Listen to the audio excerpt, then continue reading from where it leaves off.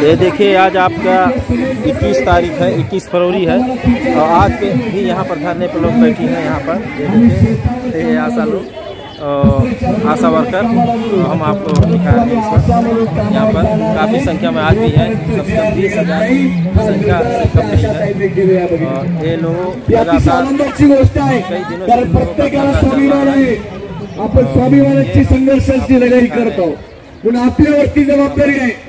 हा स्वाभिमान आपल्याला जिवंत ठेवायचा असेल तर हे आंदोलन आपल्याला शांततेच्या मार्गाने या पुढच्या काळात सुद्धा सातत्याने चालवावं लागेल। या सर्वजण साथ देत आहेत। अनेक भगिनी इथं बोलल्यात की तुम्ही सावलीमध्ये, काही लोक उन्हामध्ये। भगिनींनो, तुम्ही सावलीमध्ये नाहीत, आम्ही उन्हामध्ये आहोत, तुम्ही उन्हामध्ये आहोत। याच मैदानामध्ये बसून आपले सर्व पदाधिकारी फिरतायत। आपल्याला हौस नाही तुम्हाला उन्हामध्ये बसून देण्याची, परंतु परिस्थिती आपल्यावरती जी आहे त्या परिस्थितीचं भान ठेवून या सरकारला लाज वाटेल आणि लवकर निर्णय घेईल ही आपली अपेक्षा होती। पण हे निर्लज्ज सरकार आपल्या समोर ज्या पद्धतीने वर्तन करते याची भूमिका आपल्या समोर आहे। पण महाराष्ट्रातून संपूर्ण राज्यामध्ये अनेक संघटना संस्था सुद्धा आपल्याला पाठिंबा देत आहेत। अनेकांचे पत्र येत आहेत, अनेक लोक बोलतायत की तुमचा GR निघायला पाहिजे। या ठिकाणी शेजारच्या एका मंडपात आम्ही गेलो होतो, तिथे जे बंधू बैठले, आपल्या अंगणवाडीच्या महिला घरी बसून कामावरती आहेत, तेही विचारतायत तुमचा GR निघाल्याशिवाय आमचं काही खरं नाही। संपूर्ण महाराष्ट्राचं लक्ष आपल्या GR वरती आहे, पण आपलं सुद्धा लक्ष आपल्या GR वरतीच लक्ष केंद्रित करायचं आहे।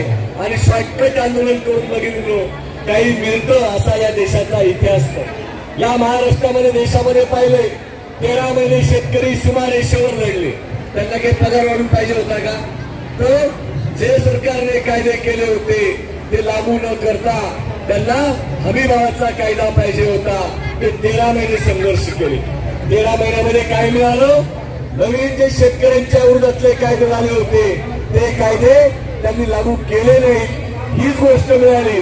पुन्हा ते एकत्र आलेले आहेत आणि पुन्हा ते दिल्लीच्या सीमारेषेवर बसलेले आहेत, संघर्ष करतायत। त्या शेतकऱ्यांच्या जिद्दीप्रमाणे आपण सुद्धा शेतकऱ्यांचे मुलं आणि मुली आहात, पण आपली सुद्धा जबाबदारी आहे या देशामध्ये संविधानिक पद्धतीने आपल्या प्रश्नासाठी आपल्याला संघर्ष करणे हाच आपल्या हातामध्ये हत्यार आहे। पण बाबासाहेब आंबेडकरांनी आपल्याला घटनेमध्ये शिका, संघर्षित आणि संघर्ष करायचा जो नारा दिलेला आहे, तो नारा करायचा असेल, विजयी व्हायचं असेल तर आपल्याला हे मैदान सोडता कामा नये याची सगळ्यांनी नोंद घ्यायची आहे। मला कल्पना आहे काही भगिनी 4 दिवसापासून आलेले आहेत, काही परवापासून आलेले आहेत, इथं प्रचंड आपले हाल होत आहेत, परंतु हे सहन केल्याशिवाय दुसरा मार्ग नाही। म्हणून ज्या भगिनी घरी गेल्या आहेत त्यांना टप्प्याटप्प्याने आपल्याला बोलवावं लागेल। सोमवारपासून अधिवेशन सुरू होतंय तेव्हा अधिक गतीने आपल्याला बोलवावं लागणार आहे आणि हे मैदान आपल्याला असंच ठेवायचं आहे।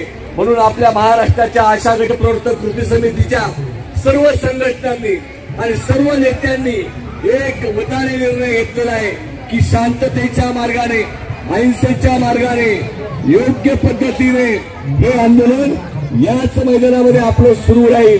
आणि या मैदानामध्ये जे लोक आंदोलनामध्ये येऊन भागीदारी करतायत तर लक्षात राहील की या सरकार आपल्याशी काय वागलेलं। अनेकांच्या भावना आहेत, सरकारच्या विषयी आपण बोलत आहोत, परंतु आपल्याला ही गोष्ट माहिती आहे की आपल्याला कोणत्याही परिस्थितीमध्ये आचारसंहिता लागण्याच्या आधी आपल्याला विजयी व्हायचं आहे।